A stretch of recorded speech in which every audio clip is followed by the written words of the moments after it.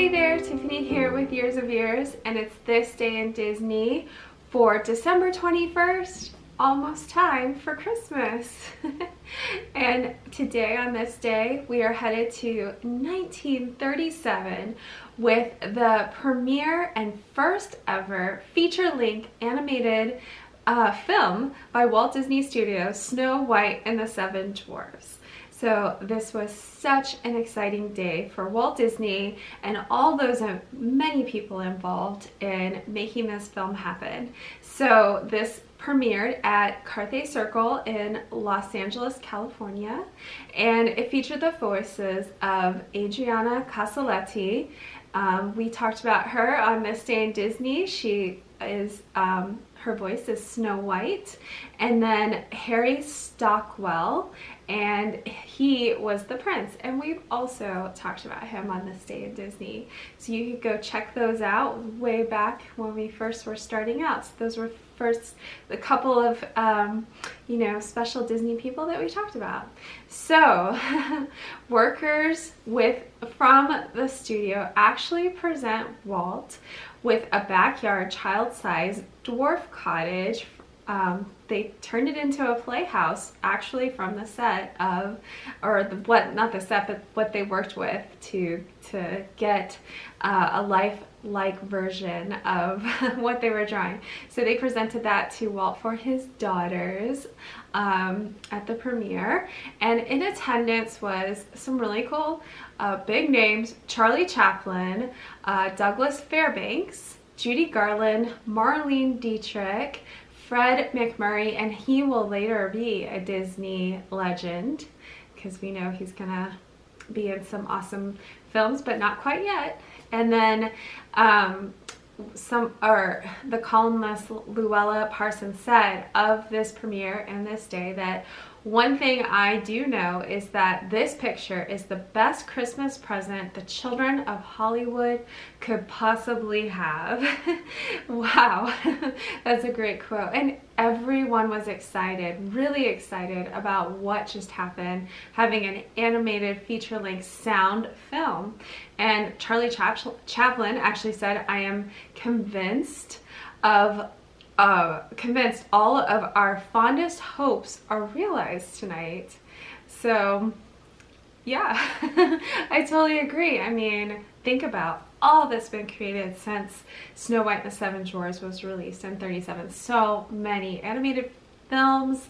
I mean, now we've got CGI, just the future of what's happening. I'm sure Charlie Chaplin's looking down like, yeah, it's great. So for this, Walt won an Oscar presented by Shirley Temple, and this is a very famous photo of one big Oscar and 7 little Oscars, and Shirley Temple, of course, presented those. So cute. So it did really well during, it was a big success during its release. It actually, all the way back then, internationally, they made $8 million, and they did not spend that much for sure at the time. So Walt was able to start going forward on more feature films, and his dreams were going to be realized. Well, also, I just want to say before I move on that it was the highest grossing film for a little time there that had the highest grossing sound film. So that's an interesting tidbit.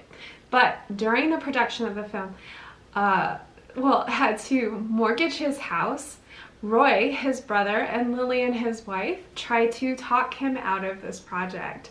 And you know what? He didn't listen.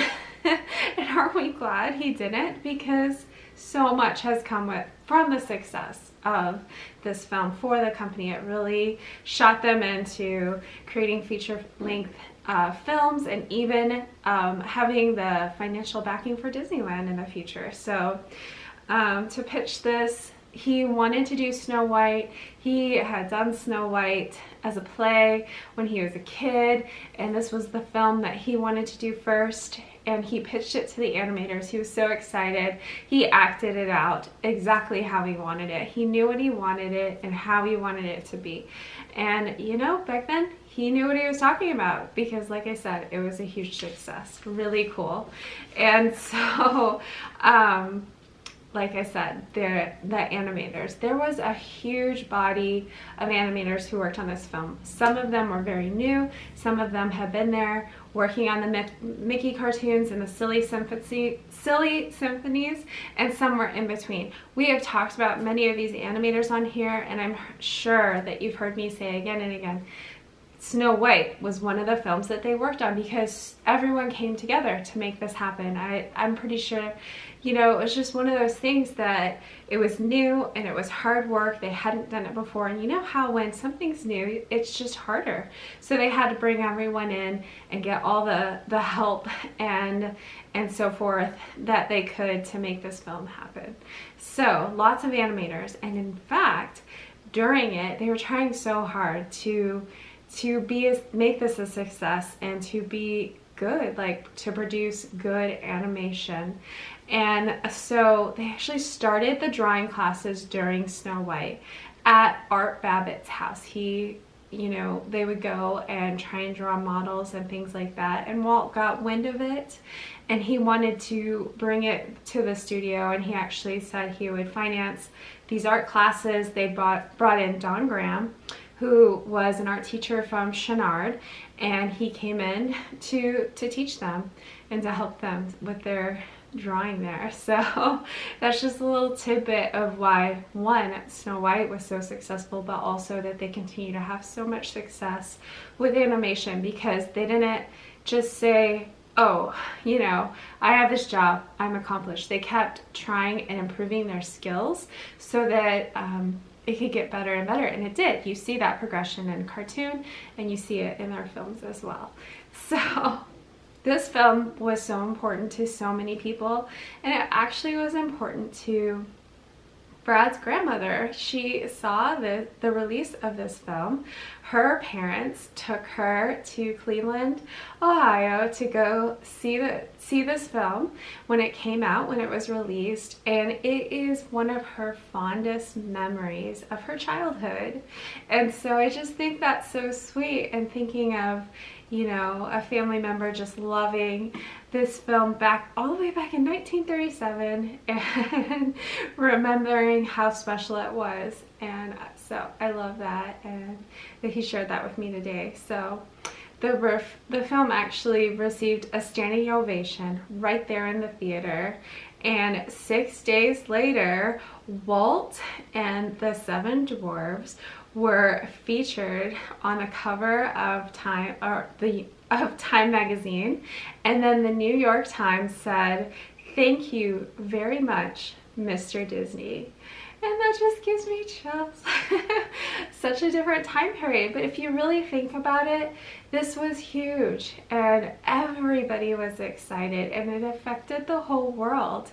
It changed, you know, like Chaplin was saying, it changed everything. You could now watch a full film in animation, and really, you know, live acting has its merits, but there's things that you can do with animation that bring books to life in ways that they never had before, and just the whole storytelling process.